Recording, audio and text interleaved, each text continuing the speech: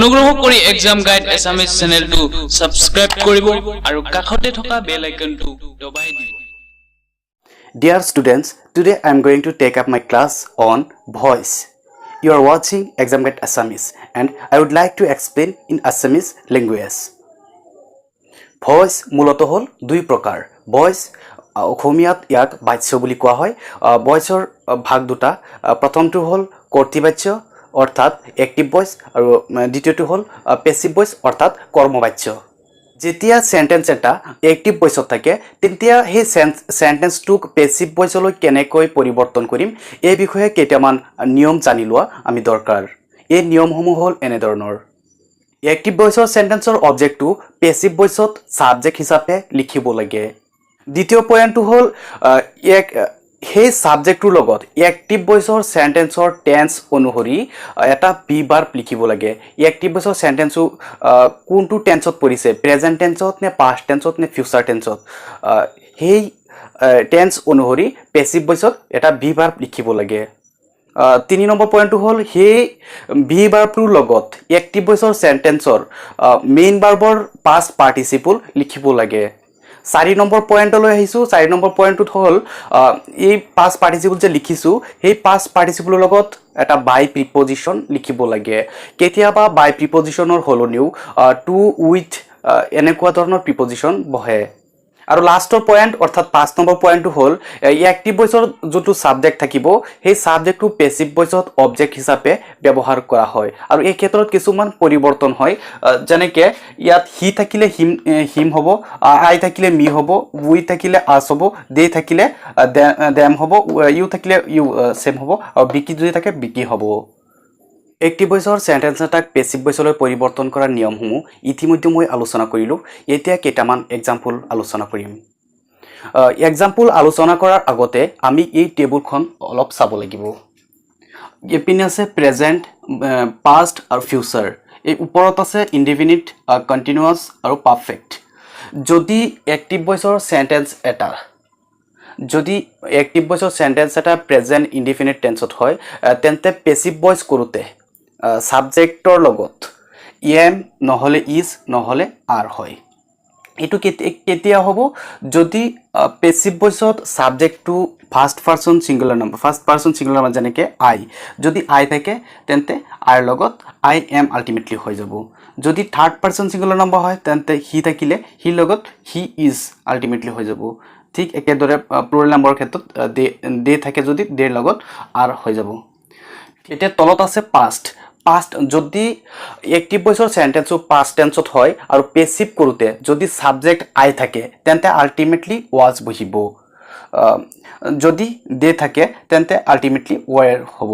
ঠিক একেদৰে ফিউচাৰ টেন্সৰ ক্ষেত্ৰতো এনেকুৱা হ'ব। যদি ফিউচাৰ টেন্সৰ সেন্টেন্স এটা এক্টিভ ভয়েসৰ পৰা পেসিভ ভয়েস কৰোঁতে এনেকৈ চেঞ্জ হ'ব। উইল বি নহলে শ্যাল বি নহলে উইল বি তেনেকৈ চেঞ্জিং হয়। ঠিক একেদৰে প্ৰেজেন্ট টেন্সত যদি সেন্টেন্স এটা থাকে সেই সেন্টেন্সটো এক্টিভ ভয়েসৰ পৰা পেসিভ কৰোঁতে সাবজেক্ট অনুযায়ী am being, is being, are being তেনেকৈ হয়। পাষ্ট টেন্সৰ ক্ষেত্ৰতো was being, were being. Future টেন্সৰ ক্ষেত্ৰত shall be being, will be being. ঠিক একেদৰে প্ৰেজেন্ট পাৰফেক্টত যদি সাবজেক্ট অনুযায়ী হেভ বিন, হেজ বিন, পাষ্টত হেড বিন, ফিউচাৰত শ্যাল হ্যাভ বিন নহলে উইল হ্যাভ বিন এনেকৈ চেঞ্জিং হয়। ইয়াত তলত আছে এক্টিভৰ পৰা পেসিভ কৰোঁতে সাবজেক্টসমূহ কেনেকৈ পৰিৱৰ্তন হয়। যদি কিবা মানুহৰ নাম থাকে ৰাম, ৰহিম, বিকি তেনেকৈ নামটো সেম একেই থাকে। যদি হি থাকে তেন্তে হিম হ'ব, আই থাকিলে মি হ'ব, উই থাকিলে আস, দে থাকিলে দেম, ইউ থাকিলে আল্টিমেটলি ইউ হ'ব। তাত কোনো পৰিৱৰ্তন নহয়। এতিয়া কেইটামান এক্সাম্পল আলোচনা কৰিম। এক্সাম্পলসমূহ হ'ল এনেকুৱা। এক্সাম্পল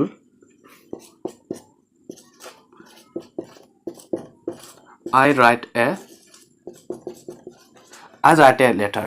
এইটো গোটেই সেন্টেন্সটো এক্টিভ ভয়েসত আছে। এইটো পেসিভ ভয়েস কৰোঁতে আমি কেইটামান কথা লক্ষ্য কৰিব লাগিব। ইতিমধ্যে আমি নিয়মকেইটা উল্লেখ কৰিছোঁ। প্ৰথম নিয়মটো হ'ল এক্টিভ ভয়েসৰ অবজেক্টটো এই গোটেইখিনি object OBG object to passive voice ত আমি passive voice কৰিব গৈ আছো passive voice ত subject হিচাপে লিখিব লাগিব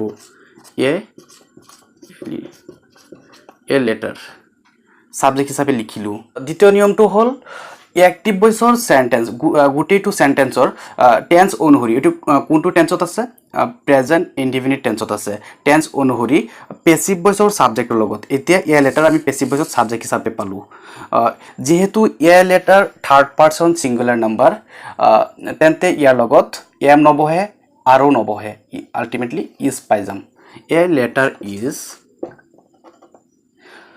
active voice or main verb or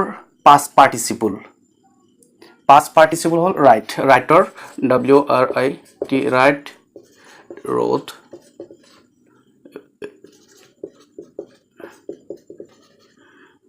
write wrote written আমি past participle লিখিম a letter is written WRI written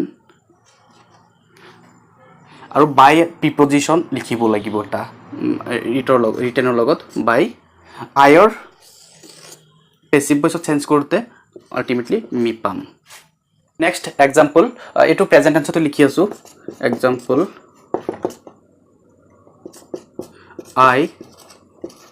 I know your father মই তোমাৰ দেউতাকক চিনি পাও ইয়াত your father object passive কৰোতে your father FATS your father subject হিচাপে লিখিলো your father যেহেতু এই sentence to active voice sentence to present indefinite tense আছে তেন্তে am is are এই তিনটাৰ পৰা যিকোনো এটা লিখিব লাগিব your father ইয়াতো যেহেতু third person singular number আছে সেই গতিকে is লিখিম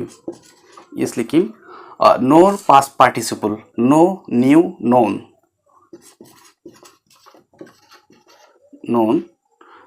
ইয়াত by নবহে কাৰণ নোৰ লগত সদায় টু বহে known to I or known to me your father is known to me present tense দুটা example আলোচনা কৰিলো এতিয়া past tense এটা example লও example COLOMBUS Columbus discovered DISCOVERE America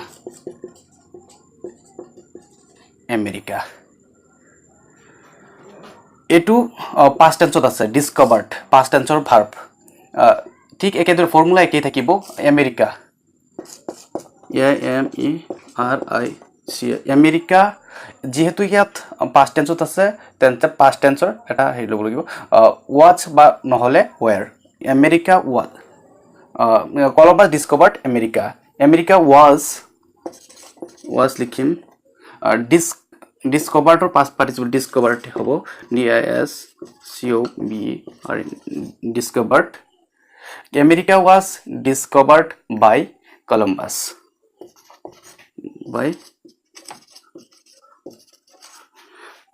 Columbus discovered America was discovered by Columbus ইতিমধ্যে present আৰু past tense sentence দুটা আলোচনা কৰিলো এতিয়া future indefinite tense এটা example লম future I shall do this মই এইটো কৰিম future indefinite tense ঠিক একেদৰে this example যদি লিখিব যাও this ইয়াত subject অনুযায়ী shall be নহলে will be হ'ব this ৰ লগত will be হ'ব this will be ইয়াত বাৰবাৰ past participle লিখিব লাগিব done by me এটো মোৰ দ্বাৰা কৰা হ'ব this will be done by me future indefinite tense complete হল ইতিমধ্যে মই present past আৰু future indefinite tense ৰ গুটেখিনি example আলোচনা কৰিলো প্ৰতিটোৰে এটা এটাকে example আলোচনা কৰিলো এতিয়া present continuous tense ৰ এটা example চাম example I am